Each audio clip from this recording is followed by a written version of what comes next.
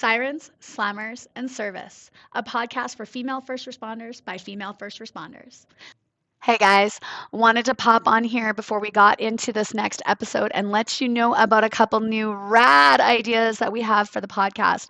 So, the first one is we have a survey up, and I would love to know what you guys think about the show. I'd love your feedback. I'd love your ideas for the next season. And I'd just love to know what you like and what you dislike about the podcast. And I'm going to sweeten the deal with a $50 gift card randomly drawn from everybody that completes the survey.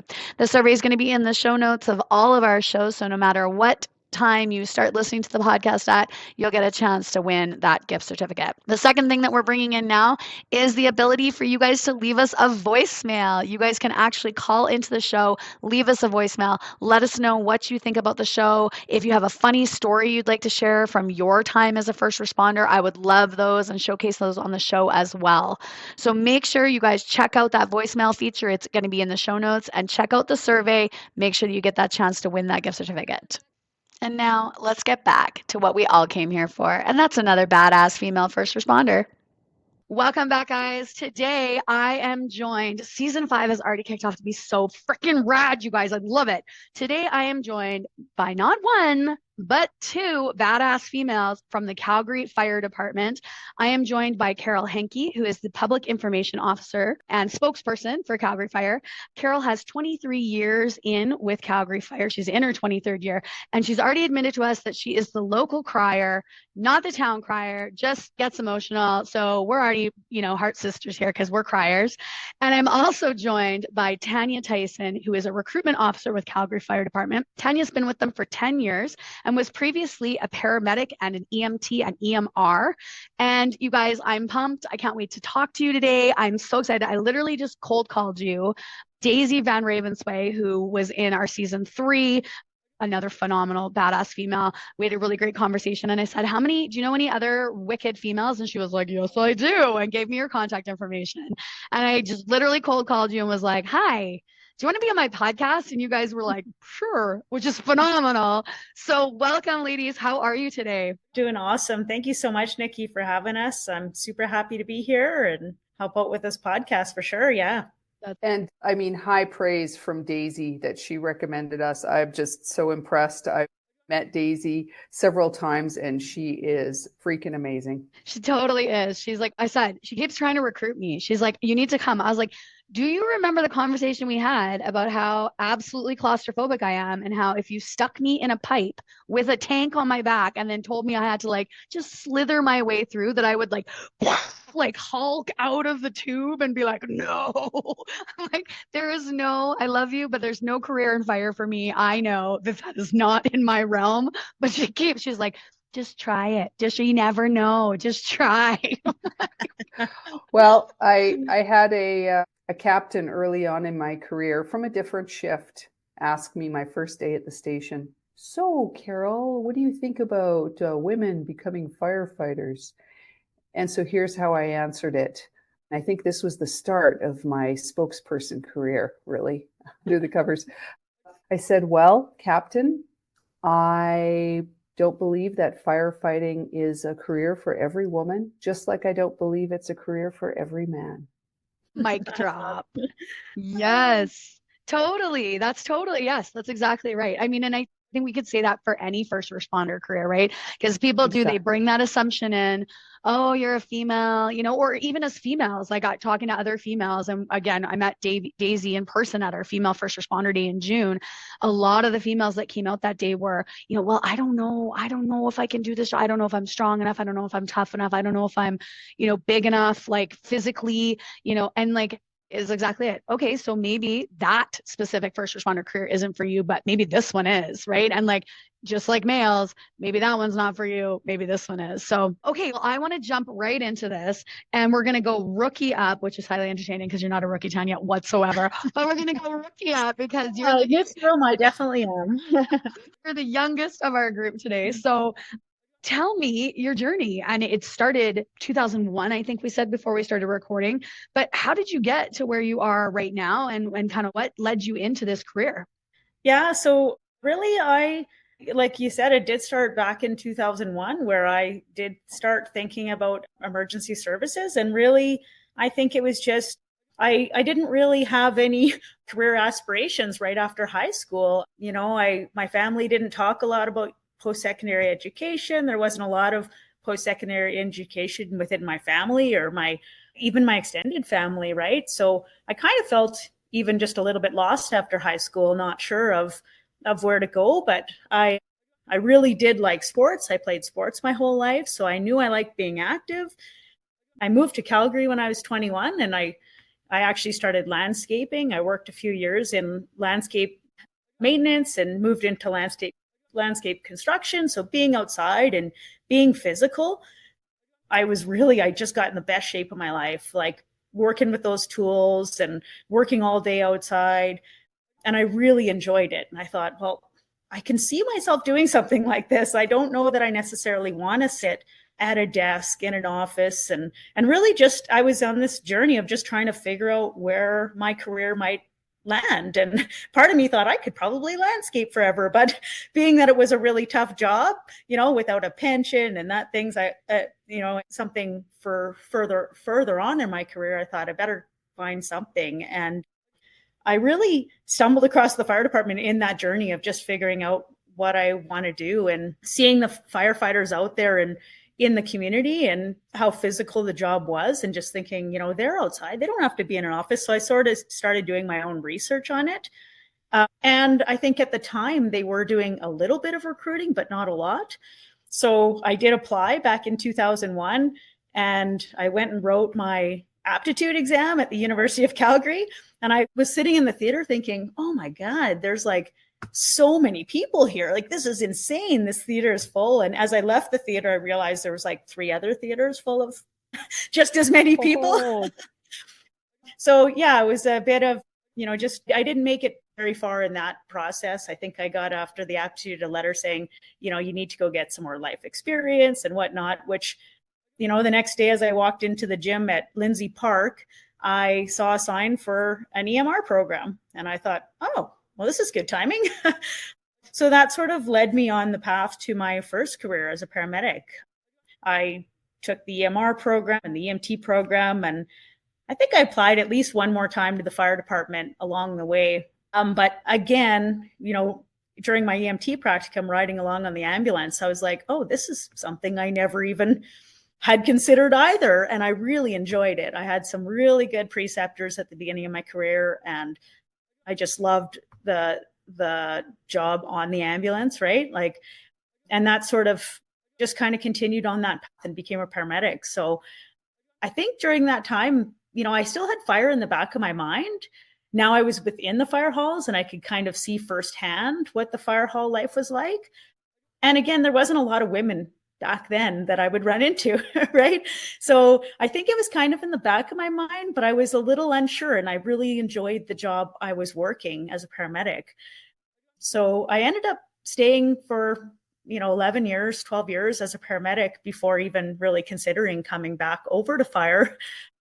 Working within the halls was great because I could chat with the guys, and I had a really good relationship with a lot of the guys in the fire hall. So I think I saw a progression in the fire halls as, women started to get hired, and you saw a change. So I literally saw a change over the 2 decades of fire hall life, right?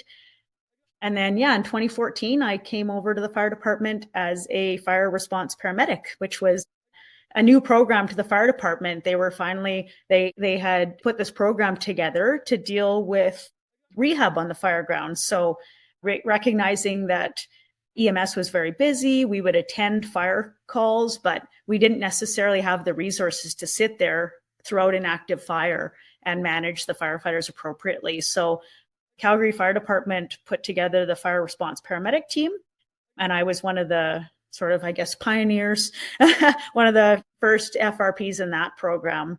But again, it sort of was another one of those situations where it just sort of reignited my passion for actually wanting to be an actual firefighter. So yeah, I guess back then that's why I ended up, it was a difficult decision coming to fire from being a fire response paramedic as well, because I was already with the department. I was in this role. a really important role and a good role as a fire response paramedic, but I think I had to make that tough decision on whether I wanted to start and become a rookie again and go through the whole fire process. But ultimately, my fire crew at the time helped me make that decision as well. We sort of, talked about some of the pros and cons. And for me, it was something that I had always wanted to do and I still had an interest in doing. And being that close to achieving that, I did. I put in my name and reapplied and went through the process to become a firefighter. That was 7 years ago. So, yeah. I think it's so interesting that you got to see the progression through your time, right? Like, so you're kind of at arm's length as you start, and then you're starting to get, now you're in the halls and you're seeing the changes. And I feel like this time period, because same with me, I started in corrections in 2002. I feel like this last 20-ish years has been a massive shift in a lot of first responder careers. There's been a huge shift towards awareness of the mental trauma and the stigma and things like that come with mental wellness, and ensuring that we have mental wellness for our officers and our staff and things like that. But there's also been a huge shift in the dynamics of people that we're hiring. So different demographics, different genders, different races, different like socioeconomic backgrounds, different religions, right? And just that awareness and that diversity has massively increased over the last 20 years. And so I really love that you kind of were just like there, you're watching it, you're in it, you're part of it. And then again, the evolve to, the fire response paramedic team, fantastic to know that was brought in, again, just as another support, as another assistance kind of team to help when the situations are going down, because we all know when the shit hits the fan, and it is chaotic and it is crazy and it is like everybody's doing what they need to do like a well-oiled machine, but the assistance there is always helpful, right? If somebody's got your back to help you do this or help you do that, or, just feed you. Sometimes it's just give me something to eat or drink while I'm in the middle of this chaos, right? So yeah, fantastic to hear that. Carol, how about you? How did you get into this? So you're in your 23rd year. You started at a very tumultuous time, which we'll get into. How did you get into this? Stay with us. We'll be right back. Hey guys, wanted to pop on here before we got into this next episode and let you know about a couple new rad ideas that we have for the podcast. So the first one is we have a survey up, and I would love to know what you guys think about the show. I'd love your feedback. I'd love your ideas for the next season. And I'd just love to know what you like and what you dislike about the podcast. And I'm going to sweeten the deal with a $50 gift card randomly drawn from everybody that completes the survey. The survey is going to be in the show notes of all of our shows, so no matter what time you start listening to the podcast at, you'll get a chance to win that gift certificate. The second thing that we're bringing in now is the ability for you guys to leave us a voicemail. You guys can actually call into the show, leave us a voicemail, let us know what you think about the show. If you have a funny story you'd like to share from your time as a first responder, I would love those and showcase those on the show as well. So make sure you guys check out that voicemail feature. It's going to be in the show notes, and check out the survey. Make sure that you get that chance to win that gift certificate. Oh, well, I mean, I was never one of those people growing up thinking I'm going to be a firefighter. It wasn't even on the radar. So just to give you some context, I was born in 1968. Woo, that's a long time ago. And and I grew up in northern Manitoba in Thompson. So a relatively smaller town. I mean, it's the third largest city in Manitoba, but it had a population of about 15,000. And I don't recall even seeing firefighters growing up there as a kid. So never even crossed my mind. And when I was in high school, I really wanted to be an interior designer. So much so that I convinced the principal of the high school to not let me take, or to exempt me from taking grade 12 biology, physics, and chemistry, because I just didn't like the sciences. I was convinced I was going to be an interior designer. anyway, went on the Rotary Exchange after high school to Brazil, spent 10 months there, came back with a broken femur, then went to university, took some general arts, psychology major for the first 3 years, no clue what I wanted to do. But my last year, I thought, I should really get into a faculty where I can maybe get a job. Just mind-blowing logic. So I thought, well, I like helping people. So why don't I get into a faculty that meets those needs? Well, I sort of reduced it down to two options, social work and nursing. Oops, I missed the deadline for social work. I guess I'll apply for nursing. So then 4 years later, I had a nursing degree, and nursing jobs back in 1994 in Manitoba were hard to come by. So I took the only job that was available to me, which really was the most amazing experience. And that was in a remote northern community, northwest of Thompson along the Bay Line. The Bay Line is the railway line that goes from Thompson to Churchill. And it was a very small community, 165 people. I was the only healthcare provider there. There was one teacher, no RCMP, so very small. And I worked there for a year as a nurse. I was categorized as a public health nurse. And the only reason I took this job was because the previous person who had that position had their LPN. And I thought, surely if an LPN can do it, someone with their Bachelor of Nursing can do it. At least that was my rudimentary logic at the time. So it was a wonderful experience. And then because it's such a small world, I met my husband at a wedding I went to in southern Manitoba and Brandon. We did the long distance thing for a year. And then I moved to Calgary looking for more nursing jobs. And one of my classmates from high school was here, and he got on the fire department. He said, Carol, you should think about the fire department. Had never even entered my mind. But he said, there was a woman in my class, and I really feel like, she excelled and did really well. I feel like you would do well too. And so that was the first sort of introduction to thinking about that as a possibility. And I was looking for a job that was a little more physically active. I was a public health nurse, and I was doing home baby visits and vaccination clinics and school nursing. And I just felt like a square peg in a round hole. So I did not get on my first time applying, but I was successful my second time. And so my recruit class started September 24th, 2001. And that was 13 days after 9/11 happened. I just got goosebumps. I can't even imagine starting recruit training in the aftermath, and still active aftermath, not years later, not months later, days after this has happened.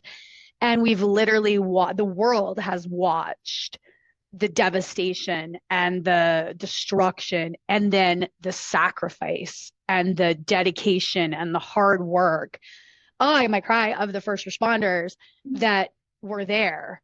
And so I had the honor of going in 2011.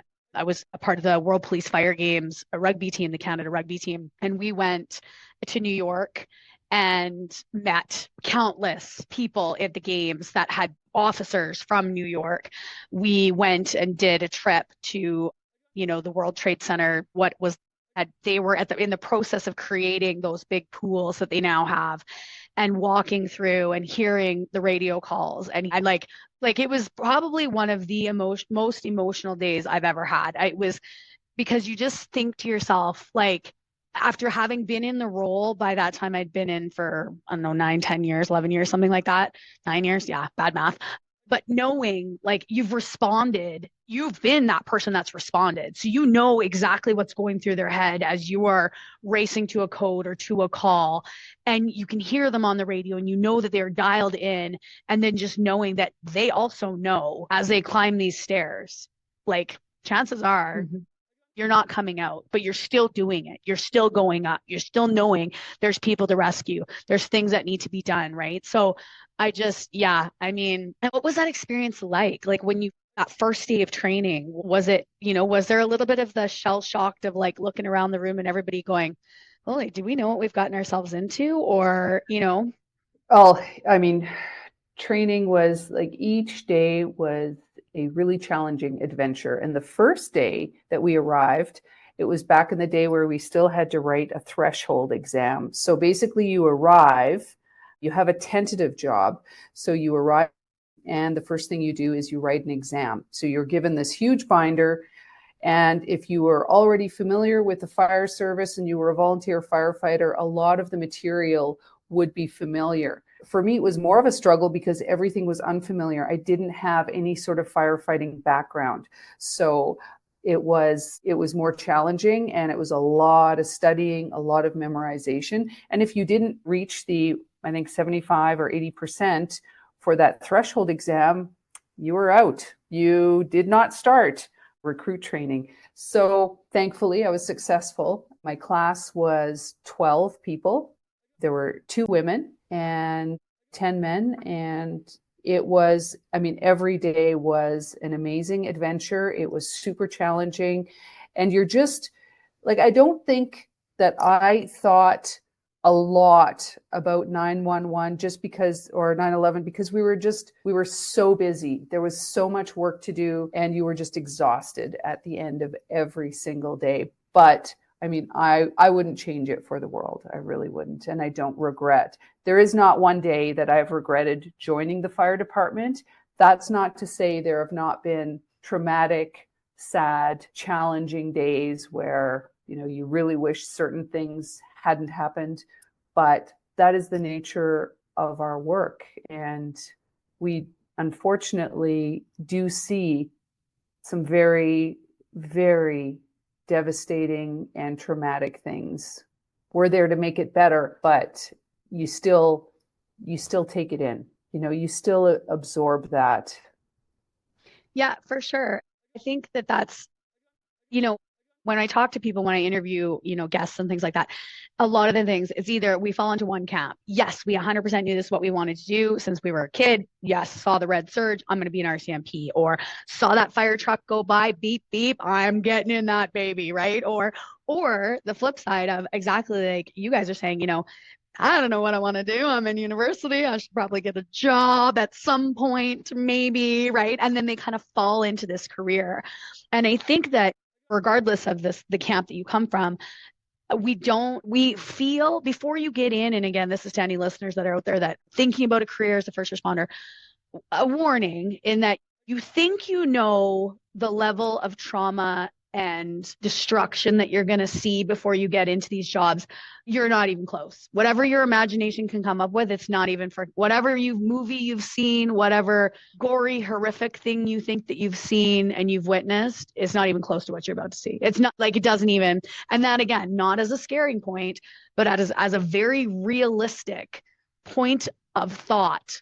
You're going to see some shit. And some of it is hilarious. Some of it, you go to yourself and you're like, I can't even believe what you go home, you go, I don't even know how to describe what happened to me today at work. Like I can't, you're going to think I'm making it up and I'm not, right? But then other days when you come home and you're like, I don't even know how to describe what happened today. And I don't want to, right? So I really appreciate that you're kind of sharing that side of it with us, because it is true. It absolutely is true. So okay, so Tania, I want to jump back to you and let's talk about, so now you've transitioned into Calgary Fire. What was that journey like for you? It's 2014, I think you said, or no, that was when you started with the fire response paramedic team. So then you're now applied into Calgary Fire. So what was that kind of process like? What was your training like? How did that look as you kind of moved into your now current role as a recruitment officer? Yeah, so I guess, yeah, you're right. Back in 2014 is when I came on with the fire response paramedic team. And then I had spent some time making that decision, right? Whether I was going to, at the time, I was 40 years old and deciding, wow, like, can I still do this? And is this something I still want to do? I was doing a lot of training with my fire crew, and, you know, we'd thrown on the SCBA and running stairs every day. And I was already sort of training for the role and making that decision, right? My kids were quite young at the time, and we knew actually just me restarting again as a rookie, it was going to be quite a pay cut for me as well. So taking that big leap when my kids were that age, and we actually wrote down the pros and cons on the board at the hall. And the only hesitation there was really the wage at the end, right? Can we take this wage? And my husband was on board and fully supportive of me doing this. I knew that if I hadn't, I would have regrets later. And I really did want to, right? I was now in the halls in that role. So I'm not going to by any means say it was easy in any way. You know, moving into, I mean, I'm in a male dominated field, but as a paramedic, it's not really affecting me in that role because I'm doing a different role, right? So did accept the offer and I absolutely loved training. There were 5 women in my class, which was amazing out of 40. And I absolutely loved it. I felt like I didn't come in with previous fire training, but being in the halls, I had gotten to learn a few things and about fire hall life and whatnot. So I had that good ability to realize that it was what I wanted to do before getting in. But of course, it didn't take away that it was challenging, right? And I mean, I'm a small stature, right? So I am not that woman you're going to look at and go, yeah, she looks like a firefighter, right? I'm 5'6", 130 pounds, right? So going in, it was going to be definitely those challenges I was going to have to overcome, and also those stereotypes, right? So I really, really enjoyed the journey, though, of training. And I'm with Carol. I don't have any regrets on coming over to fire. There are absolutely those days that were mentally challenging and hard, but I think that's where that resilience piece comes in, right? And you have kind of that growth mindset of it's challenging and I may have to stay here for an extra hour to get this, but I'm going to do that, right? So there was a lot of, you're gaining support from your squad in training and saying, you know what, I need to work on this. Will you stay with me? And finding those allies within the fire department, within your crew that are going to help you with those things. And other people need them too, right? So we were able to, I'm able to offer some knowledge in other areas too, right? The medical stuff and whatnot. So I really enjoyed it. I did find, and then you go on to your halls and the floor and, to say it was easy, of course not. I definitely find the job is very hard, especially if you don't have that natural size and weight behind you. You cannot let off the gas, right? Love the idea that I can work out and train at work and build on those skills, and having people willing to help and give me all the knowledge, gather that knowledge from the mentors that you find within the halls is amazing. But there's also, that part that's very challenging where, somebody's looking at you and they're persistently testing you to make sure you can do it because of, that size or stature, or because you're a woman, or, so I think just that those challenges are there. And I guess what I would say to people coming in, you can overcome those challenges by, every day you just, if there's something you're struggling with, ask those questions. And really, I felt like I had to almost sometimes work twice as hard, right, to get some of those skills down and find things that worked for my body type. Being 5'6", a lot of things around the fire hall, even the fire truck, are made for somebody a little bit taller, right, to reach and gain. But in those situations, it just took practice. So I had some really amazing crews. Recently, I've moved into recruitment. I've been a recruitment officer for just over a year. And I'm really enjoying my role as a recruitment officer. I think it's a good ability for me to get out and show other girls and any applicant really that's maybe considering this, talk about some of those hesitations they might have and show them that they too can do this job. I kind of came into recruitment out of a little bit selfish reasons. I've got a couple of teenagers at home and, I've been working shift work for over 20 years. So moving into a day shift schedule, I thought might be a little bit more beneficial for my family. And then once I got into the role, I actually realized what an impact I can have within this role. We talked about Daisy earlier and seeing the things that she's done in Edmonton is, talking to her about some of those things and seeing her passion for helping others and bringing on young girls, I think is something that's inspiring to me and something that I hope I can achieve in this role as well. I love how you are sharing like the difference for size and stature through your journey. And again, just visibility of women in these careers. That's literally why I started this podcast, was because it was like, I know so many phenomenal women who do absolutely fantastic jobs and nobody knows about them. Nobody knows, like their family or their close friends know, but people out in the public don't even know that this is a job. Again, season 1, a dental forensic identification officer. So she literally IDs people by their teeth when they're deceased, right? Like even I had no idea. I mean, like you kind of know because you know it's on TV, but like, you're like, oh, there's nothing like that here in Edmonton. Yes, there is. Yes, there is. And my friend does it. Like, right. And if girls don't know that these jobs exist, and I mean, again, for fire, I think it's hard because like I was talking to my chiropractor about this. He was complaining about his kid not wanting to get a job. And I was like, well, because there's so many options for them nowadays. When we were in school, and again, I feel like I'm kind of the same age as you guys. When we were in school, what you'd be a doctor, a lawyer, a nurse, a firefighter, a police officer, or like a tradesperson. Like you were a carpenter or a welder. Like those were the jobs. You had like 10-ish jobs, right? That you could do. Like when really, if you think about it, there's like a million more. But nowadays, there's so many different jobs that people don't even know that they exist, right? And females are not represented in these jobs. And so if you are a girl and you don't see a female, this broke my heart because she was a little sweetheart. She was at the pool on Sunday with me and she was sitting in the hot tub next to me. And I said, oh, how old are you? She says, I'm 6. And I said, oh, well, that's fantastic. And I had been teaching a fitness class and she goes, I want to be a teacher when I grow up like you. And I was like, oh, you want to teach exercise classes or you want to teach at school?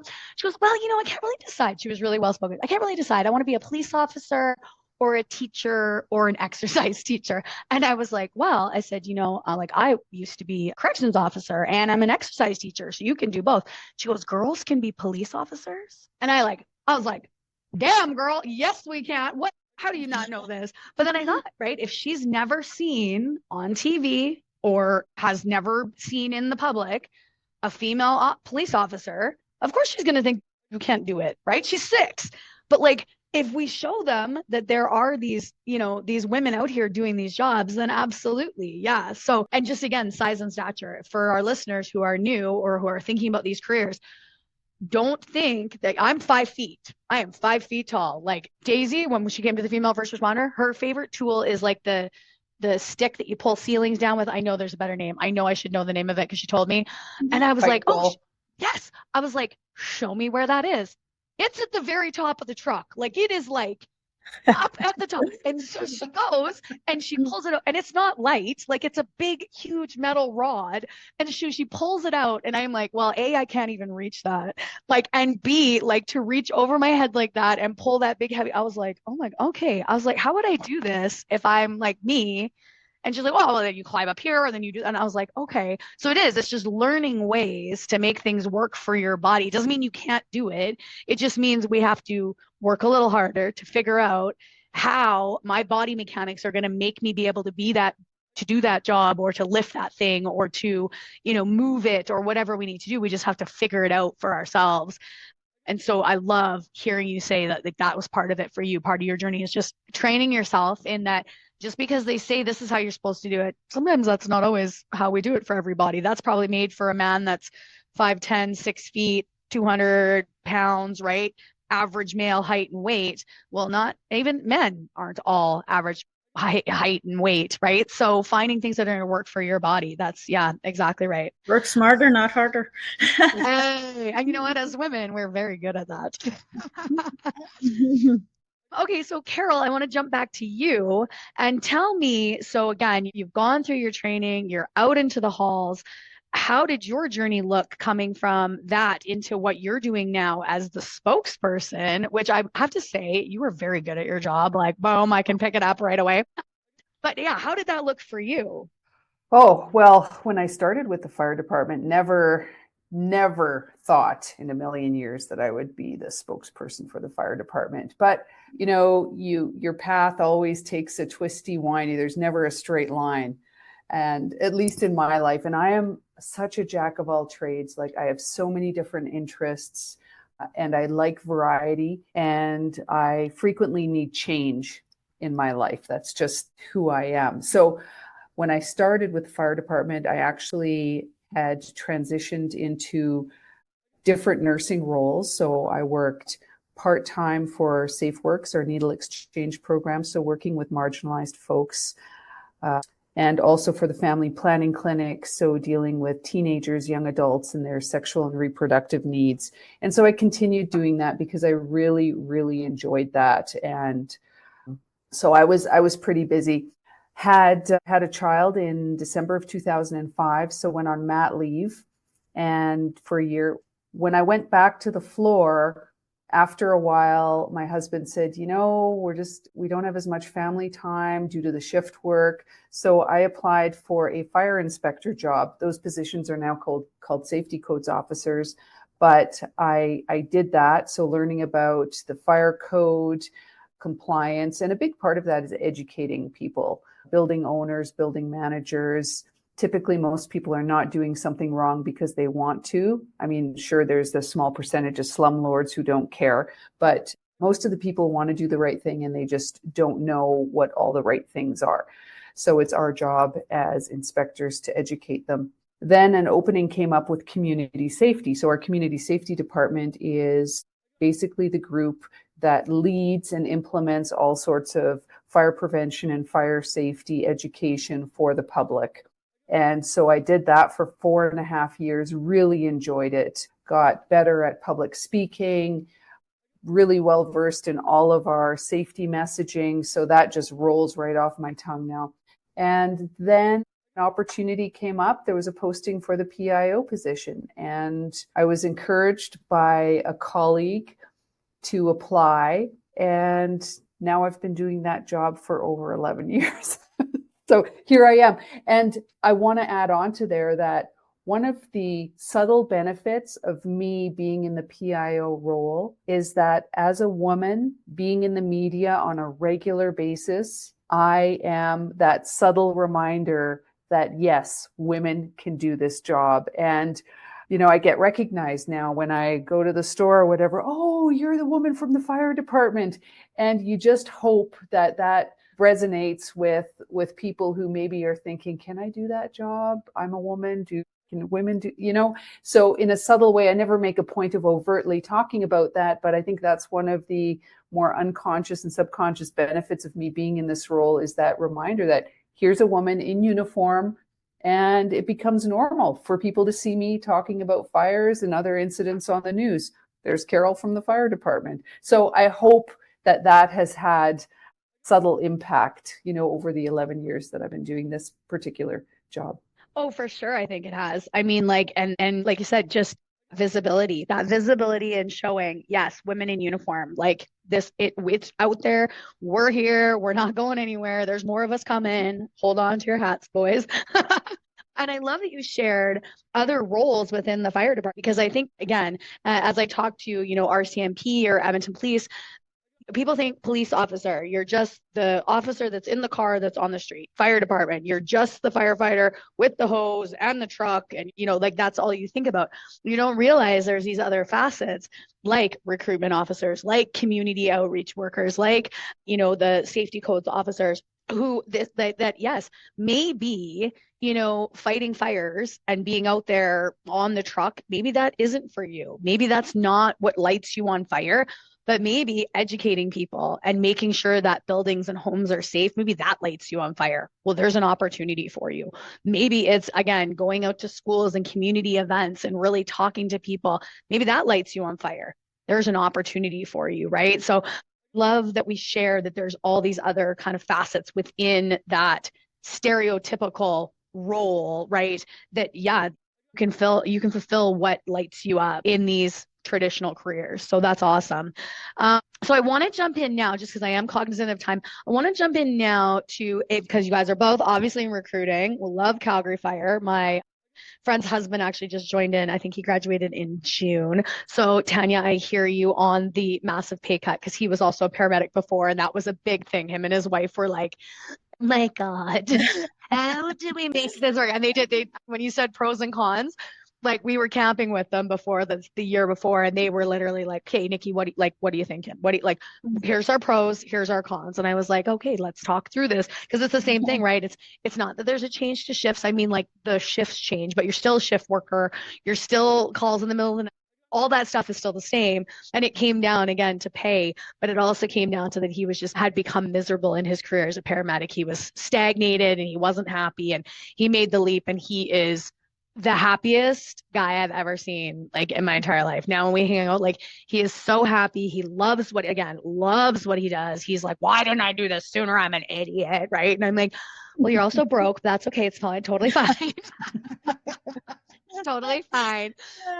But yeah, so what does that process look like now if people are looking to get into Calgary Fire, they are going to take that leap? And I also love that both of you came from a medical background versus firefighting background, right? Like you weren't volunteer firefighters or wildfire firefighters or anything like that. Both came from a very much medical based background. So it's me. Hi, I'd like to become a firefighter. What do I need to do? Tell me. I'd say talk to Tania. I'll pull in the rookie card again. Yeah, no, I mean, and that's like the biggest thing, Nikki, is we want people to reach out, right? And find out, because last thing you want to do, and I think you touched on this a little bit earlier, is there's pros to this job. And me and Carol both said, like, we would never, I don't regret my choice to come over to Calgary Fire. However, there are aspects of the job that are very difficult.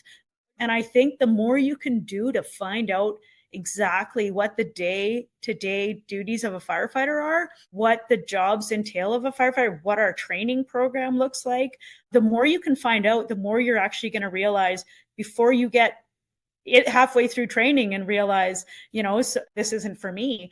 We want to try and provide people with the most information possible, so they actually know exactly what's going to be asked of them when they get on the job. And if people have hesitations, talk to firefighters about that. Go to a fire hall and talk to the crew, or find someone within the department that you can reach out and ask. But you're right, me and Carol, I kind of ended up, back in the day, I looked up some fire training programs. They were pretty expensive at the time, and I was living on my own in Calgary. I had moved as well from Winnipeg. So I was trying to decide which route to go, and I ended up taking the medical route, which ended up, I think, is never a bad thing as well, because you get those certifications that we require. Half of our calls on the fire truck are medical calls. So that's one route some people do. I think another route is going and getting job with maybe a volunteer fire department is a really good introduction to firefighting and what the job's like. A lot of volunteer fire departments do training. They'll put you through your 1001, 1002s. They'll put you through your fire skills. Going and finding a fire college to take those, even though we train you in those firefighter skills, coming with those certifications is a good thing. And it also is an awareness piece of what the job's actually like. And then you also come in with that extra knowledge before you even start, right? So you're sort of one step ahead of the game.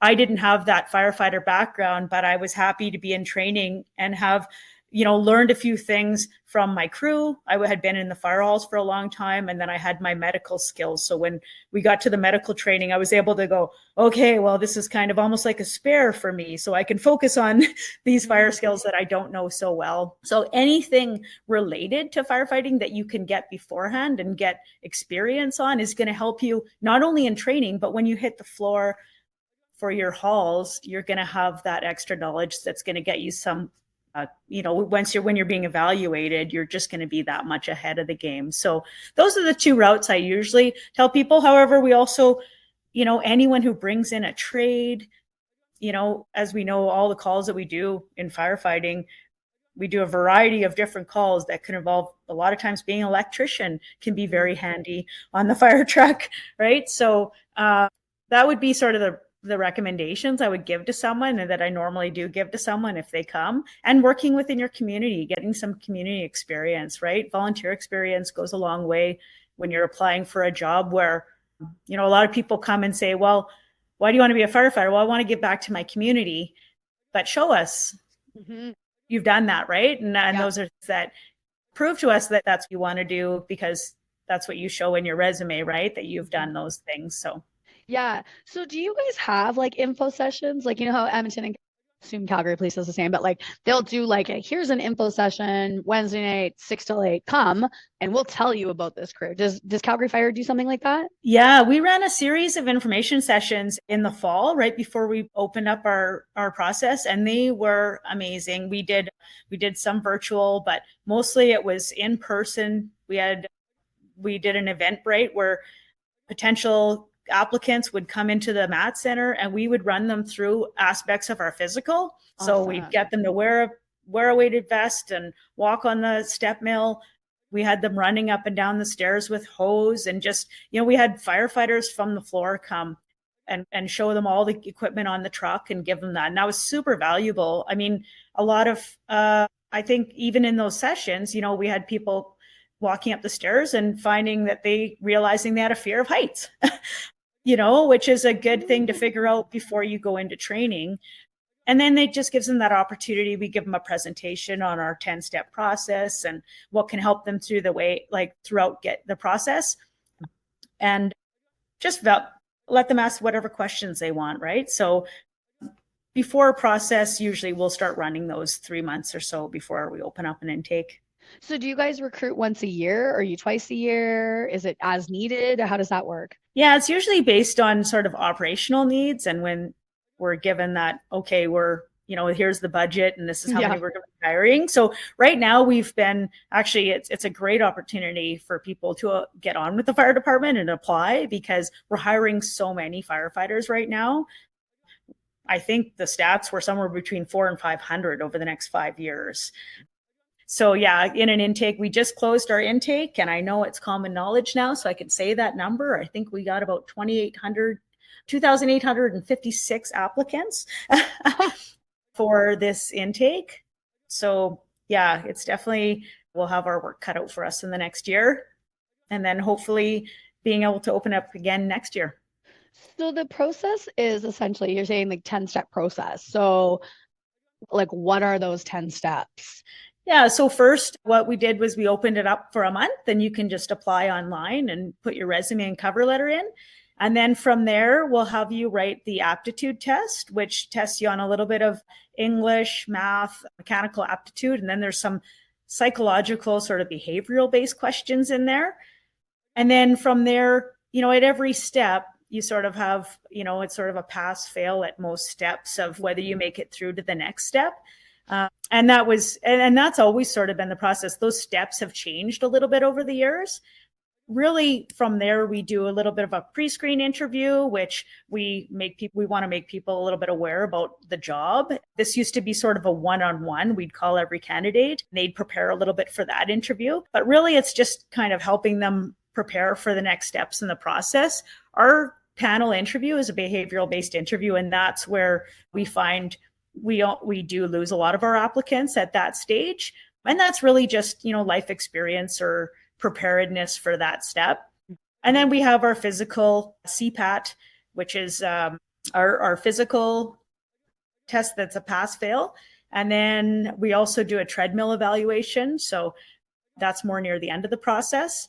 And then is that still the VO2 max test? That's the VO2 max test. Yeah. The worst. Yeah. And the candidate physical ability test is more of, it's simulating what you would do on a fire scene. So we'll put 75 pounds on you, a 50-pound vest, and an extra 25 pounds on your shoulders. And you'll walk on the treadmill for 3 minutes. And that's just sort of to simulate, well, what if you get a fire? You've got all your gear on.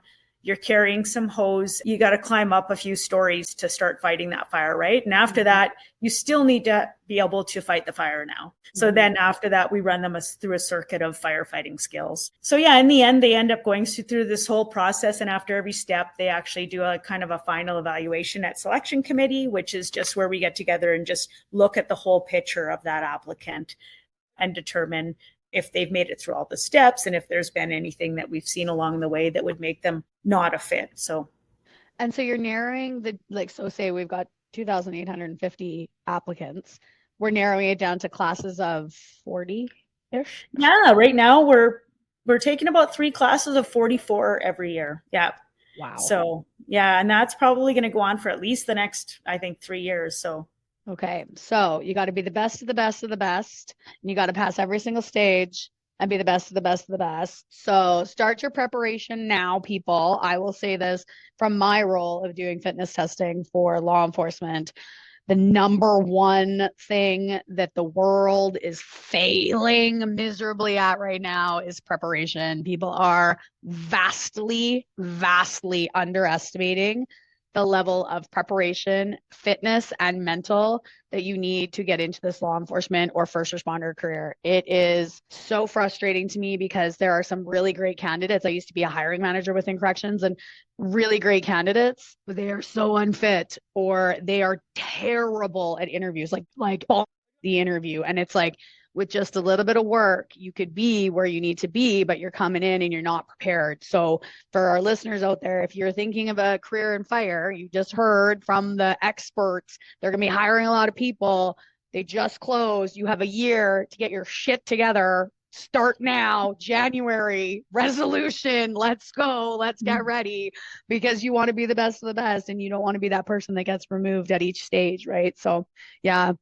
Carol, how about you? What are you currently working on? I mean, obviously you're hot topic of anything that comes your way, but anything that you want to share with us that's coming out from Calgary Fire, any public safety messages you want to share with us? Because I mean, we always, it's cold. It's really freaking cold out there, people. Right now it's minus, I think, 35 in Edmonton. Maybe it won't be cold when this episode airs, but like stay warm. I'll pass that one on. Anything else that you want to share with us? Yeah, so my number one responsibility is responding to any media inquiries that deal specifically with incidents we're attending, but also then the proactive safety messaging around that. So not just fire safety and fire prevention, but carbon monoxide safety, water safety, ice safety, all of those things, because those are all incidents that we respond to. And just recently, since we've started experiencing this really, really nasty deep cold, and it's going to get worse, a lot of CO calls. So a lot of people who aren't recognizing that their CO alarm is expired, that their fresh air intake or their exhaust is plugged with snow and ice. Some people don't even know the difference between what their carbon monoxide and their smoke alarm sounds like. So recently, these last few days, and it continues on, has been a lot of discussion around that and how to keep yourself safe, because carbon monoxide, colorless, odorless, tasteless, you won't know it's there unless you have a working carbon monoxide alarm in your home. So by working means it's not expired, has a good battery, you're testing it once a month, and the whole family knows what's going on.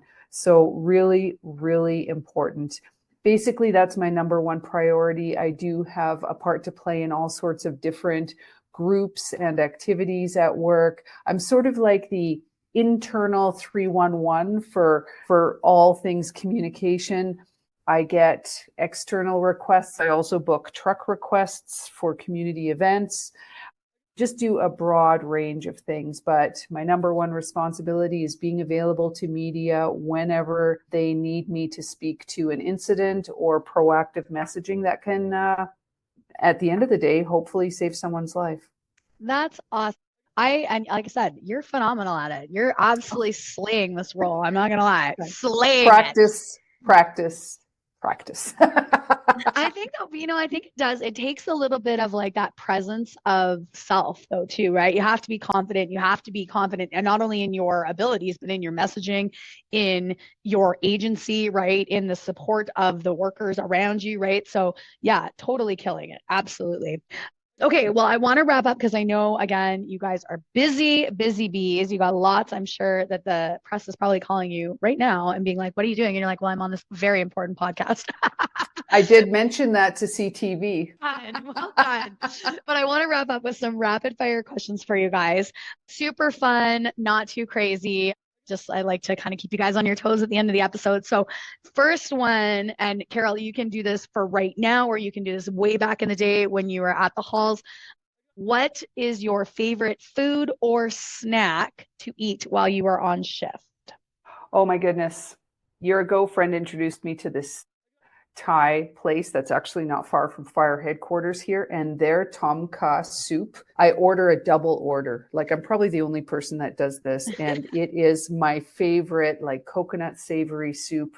Oh, and on a day like today, like, I think when we're done here, I'm going there to pick up some tom kha soup from Thai street food on McLeod Trail. So But nice. I like that. We'll get that little push in there for them. Yes. And then maybe they'll hook you up with a free bowl of soup. You never know. They might. Tania, what about you? What is your favorite food or snack when you're on shift? Well, I don't think I stand alone in with this snack, but the fire hall cookie, it's saltine with peanut butter on top. There is always saltines in the fire hall kitty. So, I mean, crackers and peanut butter is the go-to if you're feeling snacky in the middle of the day, or you bake something. But then you risk something not having time to finish, though.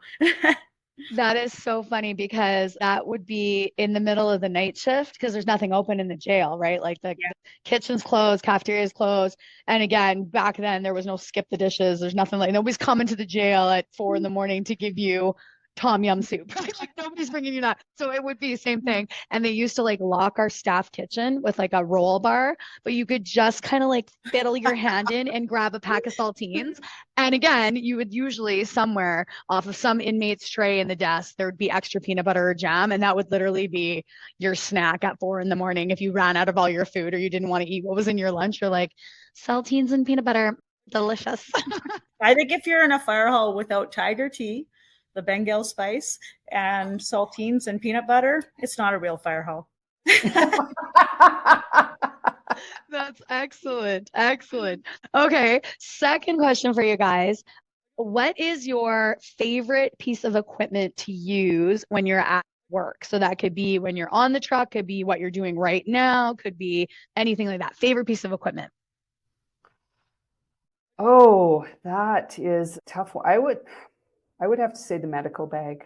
I would have to say the medical bag because half of our call volume every year is critical medical interventions. So the medical bag gets that help started really quickly and until paramedics arrive. Now, sometimes they're there at the same time. I'm not saying they're always after us, but they have been struggling with staffing and resources, and I don't think that's a secret to anyone. Mm-hmm. And so often fire crews are on scene first now, and the medical bag has pretty much everything you need to get that help started while you're waiting for the professionals, the more professionals to get there. Yeah, that's good. Well, and like you said, I mean, there is that staff shortage. There's the getting caught in the hospitals, waiting to discharge patients, and calls don't stop because the ambulances are at the hospital dropping somebody else off, right? Yeah, they don't have it easy.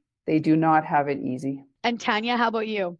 I think as far as equipment goes, like honestly, my favorite, we spend a lot of time in the halls in between calls, right? Like waiting for that call and doing that big call. That's what you're always trying to achieve, right? Is being ready for those big calls that you're going to have to do. So honestly, my favorite thing to do in the hall would be to set up a bit of a circuit in the bay.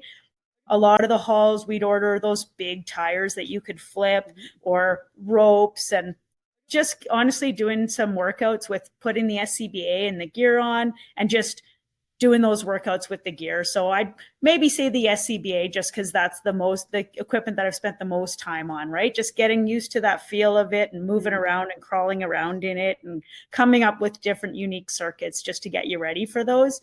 I'd say that's probably, we spent hours and hours at my very first hall when I was in FRP, really just putting on the SCBA and going on air and climbing up and down the stairs. And it'd be funny when somebody would come into the hall just for the day and hadn't realized we've been training for months. We'd have to tell them after about 20 flights, like, we've been working up to this, you're going to have some sore calves tomorrow. That's funny. They're just like, what is going on at hall number 3? What are they doing over there? And it's true, like you said, I mean, getting used to the SCBA is a huge thing too. Like I was a lifeguard before I got into corrections. So putting the pack on, there was no issue for me with having that on my face. But I know that there's a lot of people that when that mask goes on and it clicks on and you don't have immediate air and then it, right, like people, you could just see their eyes like, they're like, oh, and it's like just take a breath, it's coming, right? Or then you get the heavy breathers, right, where they're like the tank, you can just see it's like you're like, okay, I need you to slow your roll here, you're gonna be out of air in like 8 minutes, like calm it down. Let's take a couple slow breaths, you're gonna be good. So but again, just the unwieldiness of it, of not being able to fit in spaces, if it's slightly off and then it slides to the one side and then you're trying to like adjust your straps and get it back locked and loaded so that it's part of you, right? There's all those different things, dynamics you need to work for. So yeah, I really like that. Okay, last one. And I was going to ask, piece of advice, but you guys have dropped so many great pieces of advice so far. So I'm going to skip on that one. But what do you guys find is a particular challenge in your role right now? And that may be in your specific role or just in the role of fire in general, or, just in your role, maybe as a female within your job. What challenges are you facing right now? Okay, I'll start. I think the biggest challenge that I struggle with sometimes is sometimes some other people in the organizations in the fire department don't realize that you need to be looped in for certain information ahead of time to give you the heads up or to be aware that something's coming down the pipe. I think that is my biggest struggle, because what I've realized being in this role for the last 11 years is one of my skills is as a connector. I get a piece of information and right away I start thinking, oh, that would be good for that person to know and for that person to know. And I should reach out to this person and share that. And I should connect these people together because they're working on similar things. And some people tend to work in isolation and maybe they have more sort of tunnel vision and they're looking linearly focused on their job, but they're not really thinking about all the other people around them that may need to know that information or be looped in. So I would say that is probably one of my biggest ongoing struggles, is maybe not necessarily being included and looped into things that I should be made aware of. Should media reach out, or should it become a reputational issue or something like that? So, and I think that is probably an experience that many spokespeople have and happens in all organizations, right? It's for sure. I mean, and just in big agencies as well. Like we kind of get into our little silos of like, well, this is what I do. And I don't really, or they don't even know that somebody in another area of the organization is working on something like that. And that, oh, by the way, we're now duplicating efforts and we could just like jump in together and split it. And now it's done because I did this half and you did this half. And we were both going to start working on the middle part, which is the same thing. Right. So yeah, I really like that. The connection, the sharing of information. Subscribe to that. More information is always better. I would rather know about it and be like, don't need to know, dismiss, than be like, damn, that would have been really helpful to know as I'm doing this interview on TV and nobody has told me what is going on. Right? Right? Yeah. Yeah. So that's, I mean, but you always have to be ready to pivot and just adjust accordingly, right? And then have some conversations afterwards and maybe manage expectations a little bit better. Yeah, see, you're so PC. This is why you're amazing at this job. Meanwhile, I'm like, get off the interview and be like, hey, it would have been real good if I would have known about that next time. Don't leave me hanging. That's me managing expectations. Okay, and Tania, what about you? What's something that you're finding challenging right now besides recruiting? Because we're all trying to pick from the same pool of people, but obviously Calgary Fire is doing something right. You got 2,800 people applied. Yeah, I mean, I think I'm fairly new to this role. And it's, like I said, I've been doing shift work for 20 years, so moving into a role when you've been a paramedic and a firefighter your whole life into more of a, behind the scenes office role, I think just having that confidence, like finding that confidence that I can do it. And I do definitely have, other people within the industry that I look at and I aspire to be sort of where they are. So I think that confidence piece and just taking on those challenges with confidence is huge. And that was always a thing, even with being a paramedic, right?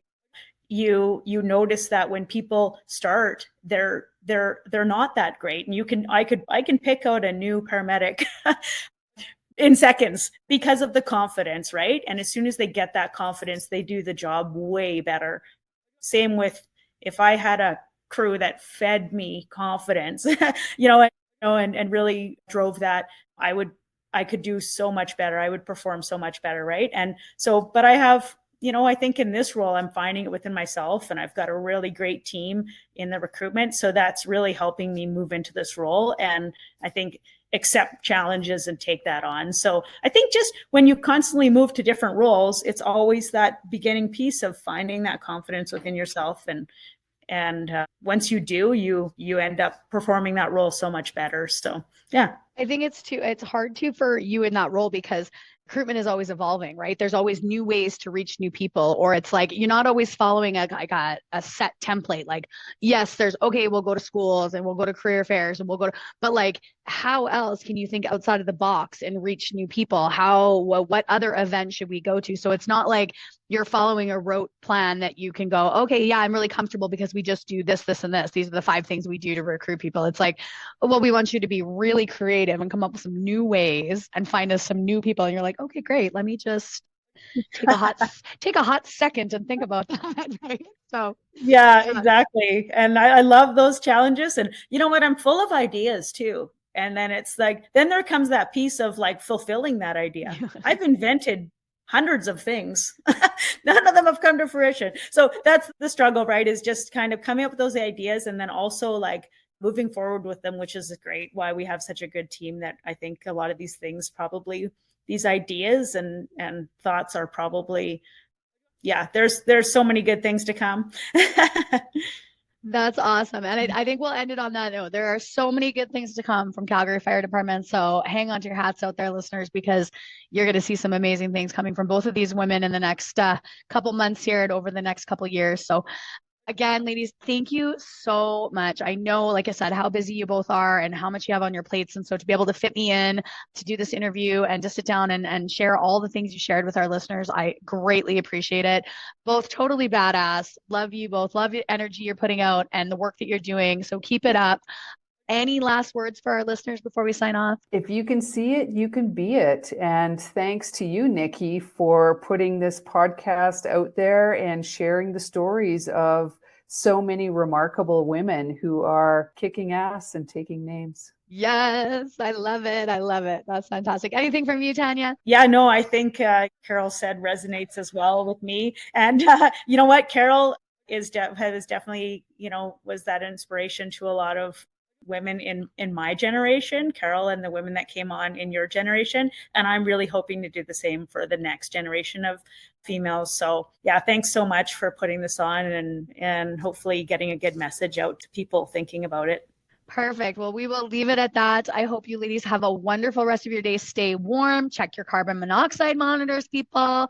Make sure you're safe out there. And if you're interested in Calgary Fire, we will be sharing the information in the show notes for recruiting, things like that. So if you are looking for this career, check the show notes and all that information will be there.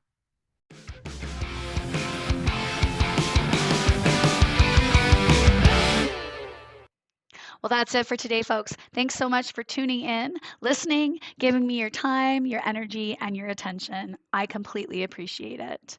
Make sure you check out our next episode with another badass female first responder anywhere you get your favorite podcasts. And follow us on Instagram and Facebook at bluelinefitnesstesting.com. I hope you stay safe, keep your head on a swivel, and watch your 6.